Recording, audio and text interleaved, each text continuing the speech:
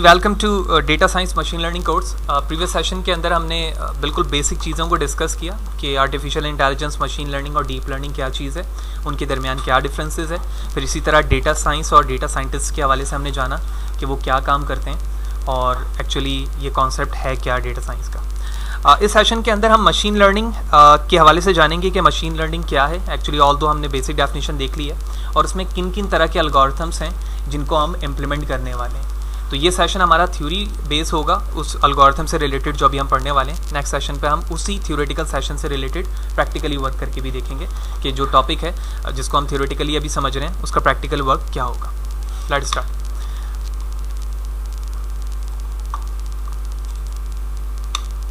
Okay, machine learning is an application of artificial intelligence AI that provides system to ability to automatically learn and improve from experience without being explicitly programmed. ठीक है, without being explicitly programme, जो कि previous session पे भी हमारी तफसीलन बात हुई इस पे कि जो ट्रेडिशनल अप्रोच है उसके अंदर आप अपनी लॉजिक और डेटा के साथ इनपुट देते हैं और आपकी मशीन आउटपुट प्रेडिक्ट करती है। लेकिन इस पे आप क्या कर रहे हो कि मशीन को ट्रेडिशनली प्रोग्रामिंग से अवॉइड करवाकर उस सिनेरियो पे लेकर आ रहे हो, उस प्लेटफॉर्म पे लेकर आ रहे हो जहाँ पर वो अपनी एक्सपीरियंसेस से सीखेगी, ठीक है, और उसके बाद खुद आपको लॉजिक बिल्ड करके देगी कि प्रॉब्लम के रिस्पेक्ट से इसका आउटपुट क्या होना चाहिए या क्या इनपुट बनेगा इस प्रॉब्लम के रिस्पेक्ट से। ठीक है, machine learning focuses on the development of computer program that can access data and use it learn for themselves। तो ये फोकस किस चीज़ पे कर रही है? प्रोग्राम्स पे कर रही है और उस डेटा पे कर रही है जिसके ज़रिए से वो लर्न करेगी। ठीक है, तो जब हम प्रैक्टिकली वर्किंग की तरफ मूव करेंगे तो वहाँ पर हम इन तरह की तमाम डिफरेंट एल्गोरिथम देखेंगे कि ये कौन से एल्गोरिथम्स हैं जो ट्रेडिशनल प्रोग्रामिंग के अलावा हैं और वो खुद से किस तरह से प्रोडक्ट करते हैं, खुद से किस तरह से लर्न करते हैं। मशीन लर्निंग की डेफिनेशन समझने के बाद हम इसकी टाइप्स की तरफ चलते हैं। ठीक है, इसकी 3 टाइप्स हैं और इन 3 टाइप्स के अंदर सबसे पहले टाइप्स आप देख रहे हैं सुपरवाइज लर्निंग है, फिर उसके बाद अनसुपरवाइज लर्निंग है और उसके बाद रीइंफोर्समेंट लर्निंग है।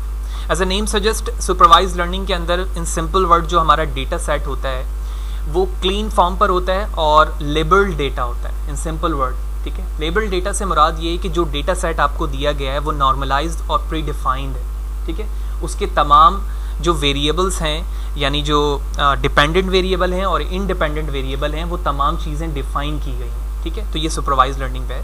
जैसे इसमें बुलेट्स पे लिखा हुआ है, makes machine learns explicitly data with clearly define output is given, यानी इनपुट भी डिफाइन है इसके अंदर और आउटपुट भी डिफाइन है। Direct feedback is given, predict outcome, future, resolve classification and regression problem. यानी इसमें इनपुट आउटपुट क्लियर है, आपका फीडबैक क्लियर है, साथ ही साथ आप इसमें अपने आउटकम और फीचर को प्रेडिक्ट भी कर सकते हैं और साथ ही साथ आप इसमें 2 तरह की चीज़ों को रिजॉल्व कर सकते हैं। वो दोनों क्या लिखे हुए हैं यहाँ पर? Classification and regression. What are they? We will learn about in future upcoming session. तो अब नीचे आप जो इमेज देख रहे हैं जिसमें आपने देखा है एक इनपुट लिखा है, एक जगह यहाँ पर आउटपुट लिखा हुआ है और इसकी इस जगह पर ट्रेनिंग लिखी हुई है। इसका मतलब ये है कि आप अपने मॉडल्स को बिल्ड करने के लिए, मॉडल से यहाँ मुराद ये है कि जब आप अपने एल्गोरिथम को मशीन पर इम्प्लीमेंट करवा रहे होते हो तो सबसे पहले अपने मशीन को ट्रेन करते हो। तो ट्रेन करने के बाद वो एक मॉडल की सूरत इख्तियार करता है। ठीक है, उस मॉडल को आप पहले ट्रेन करवा रहे होते हैं। तो यही वजह है कि यहाँ पर ट्रेनिंग से रिप्रेजेंट किया गया है इस चीज़ को कि पहले आप अपनी मशीन को ट्रेन कराओगे, ट्रेन करवाने के बाद आप उसे एक न्यू इनपुट देकर अपने रिजल्ट को प्रेडिक्ट करवा के शो करवाओगे कि ये कितने हद तक यानी कितनी % हमें राइट इनपुट आउटपुट दे रहा है या फिर रॉन्ग आउटपुट दे रहा है। ठीक है, इसी तरह अनसुपरवाइज्ड है।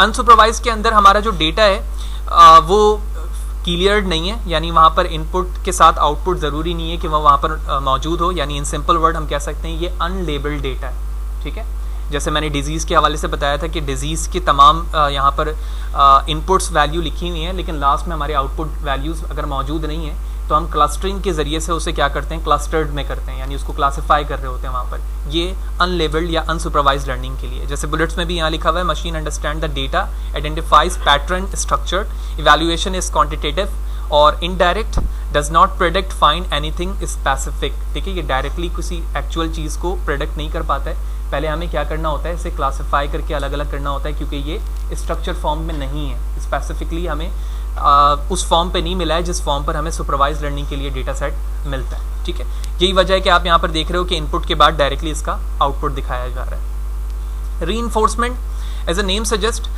जिस तरह से जो लॉजिक हमारी एक रोबोट के अंदर होती है, ठीक है, रोबोट को हम किस तरह से ट्रेन करते हैं कि वहाँ पर हम पेनल्टी का एक कॉन्सेप्ट लगाते हैं। पेनल्टी को आसान लफ्ज़ों में ऐसे समझ सकते हैं कि जब आपको कोई असाइनमेंट दिया जाता है फर्स्ट टाइम, तो आप अगर वो असाइनमेंट वक्त पे नहीं कर रहे होते हैं तो उसकी एक पेनल्टी है कि आपके मार्क्स डिडक्ट कर दिए जाते हैं। तो नेक्स्ट टाइम आप उस चीज़ से अवॉइड करते हो कि ये चीज़ जो है मैं ऑन टाइम करूँ, उससे ज़्यादा वो डिले ना हो, ठीक है। तो इसी कॉन्सेप्ट को री-इन्फोर्समेंट में हम रोबोट के अंदर या किसी मशीन के मॉडल के अंदर प्रेडिक्ट करवाते हैं, ऐड करवाते हैं, ताकि मशीन अगर एक दफ़ा हमें गलत प्रेडिक्ट करके देती है तो हम उसको एक पनिशमेंट दे रहे होते हैं पेनल्टी के फॉर्म पे कि वो नेक्स्ट टाइम इस चीज़ से क्या करे, अवॉइड करे, ठीक है। ये कॉन्सेप्ट हमारे री-इन्फोर्समेंट का होता है और ज़्यादातर इस डेटा टाइप्स मशीन लर्निंग के टाइप को हम रोबोट्स जैसे मशीन पर इम्प्लीमेंट कर रहे होते हैं ताकि नेक्स्ट टाइम वो उस गलती से क्या करे, अवॉइड करें।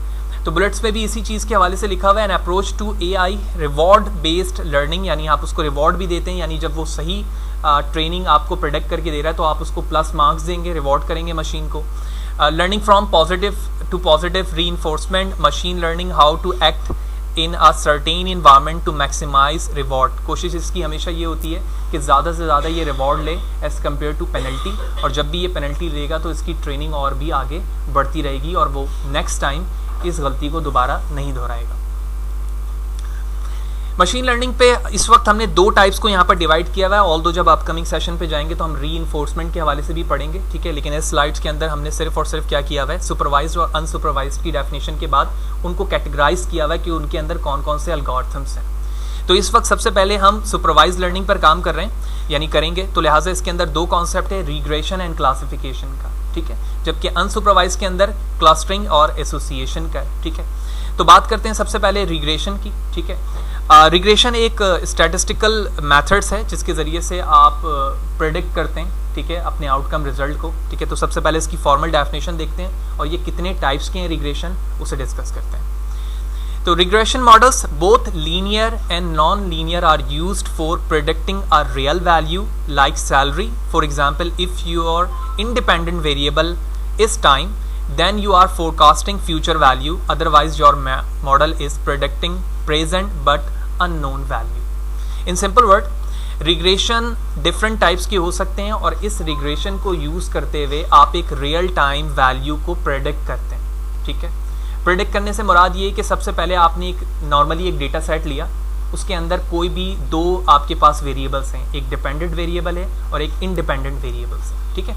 तो पहले आप उस डेटा सेट से अपनी मशीन को ट्रेन करते हैं, ट्रेन करने के बाद आप नई वैल्यू देकर उसके आउटकम को हासिल करना चाहते हैं, ठीक है। तो उसके टाइप्स कौन कौन से हो सकते हैं, रिग्रेशन की डेफिनेशन के बिहाफ पर मैं बता रहा हूँ कि वो सिंपल लीनियर रिग्रेशन हो सकता है, मल्टीपल लीनियर रिग्रेशन हो सकता है, पॉलिनोमियल रिग्रेशन हो सकता है, सपोर्ट वेक्टर है, decision tree and random forest. तो ये डिफरेंट रिग्रेशन के टाइप्स हैं। इनमें से फर्स्ट वाले को हम डिस्कस करने चाह रहे हैं जिसका नाम है सिंपल लीनियर रिग्रेशन।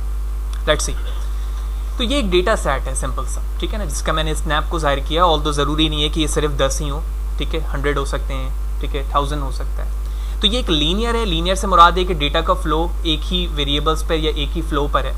तो ईयर ऑफ एक्सपीरियंस के बिहाफ पर यहाँ एक एम्प्लॉय की सैलरी लिखी हुई है, ठीक है, 10 एम्प्लॉयज़ हैं, 10 एम्प्लॉयज़ की सैलरी के हवाले से बताया जा रहा है कि अगर इन्होंने इतना टाइम एक्सपेंड किया हुआ इस ऑर्गेनाइजेशन पे तो इस वक्त इतनी सैलरी है।